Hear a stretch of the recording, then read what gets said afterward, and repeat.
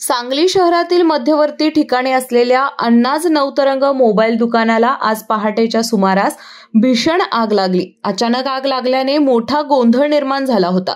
घटनेची माहिती मिळताच अग्निशमन दलाच्या जवानांनी धाव घेत तासाभराच्या प्रयत्नानंतर आग आटोक्यात आणली।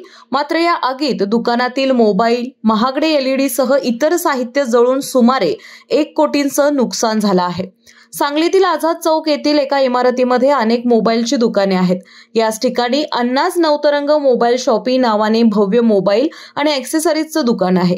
गुरुवारी पहाटे 5 वाजण्याच्या सुमारास अचानक दुकानाच्या पहिल्या मजल्यातून आगीचे लोट बाहेर येऊ लागले।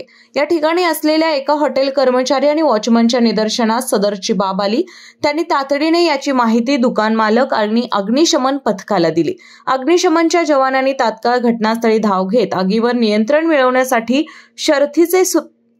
शर्थीचे प्रयत्न सुरू केले। दरम्यान दुकानाच्या पहिल्या मजल्यावर आग लागल्याने या ठिकाणी असणारे रेडमी कंपनीचे 120 mobile, computer, laptop, sofa set, दुकानाच्या दर्शनी भागात असलेला 9 लाखांचा एलईडी स्क्रीन, दुकानाचा एलईडी बोर्ड यासह इतर साहित्य आगीच्या भक्ष्यस्थानी पडले होते। अग्निशमन दलाच्या पथकाने 2 बंबाच्या सहाय्याने तासाभराच्या अथक प्रयत्नानंतर आग आटोक्यात आणली। दरम्यान सदरची आग ही शॉर्ट सर्किटमुळे लागल्याचा प्राथमिक अंदाज आहे। आगीच्या घटनेची माहिती मिळताच परिसरात बघ्यांनी मोठी गर्दी केली होती। सुमारास सांगलीमध्ये अण्णाज नवतरंग शॉप येथे आग लागल्याची वर्दी अग्निशमन दलाला प्राप्त झाली होती। अग्निशमन दलाने तात्काळ 2 गाड्या घटनास्थळी पाठवून संपूर्ण आग आटोक्यात आणली आहे। सदर आग तेथील वॉचमॅनच्या दक्षतेमुळे अग्निशमन दलाला तात्काळ कळाली।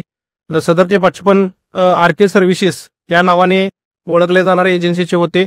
त्यांनी तात्काळ त्यांच्या मालकांना फोन केला आणि मालकांनी अग्निशमन अधिकारी यांना कळवलं आणि तात्काळ 2 गाड्या घटनास्थळी पाठवून संपूर्ण आग विझवण्यात आलेली आहे। सदर इमारतीमध्ये 5व्या मजल्यावर एक लॉज होता। लॉज मधील नागरिकांना पूर्ण सुरक्षितरित्या बाहेर काढलेला आहे आणि या ठिकाणी कोणीही जखमी नाही। धन्यवाद।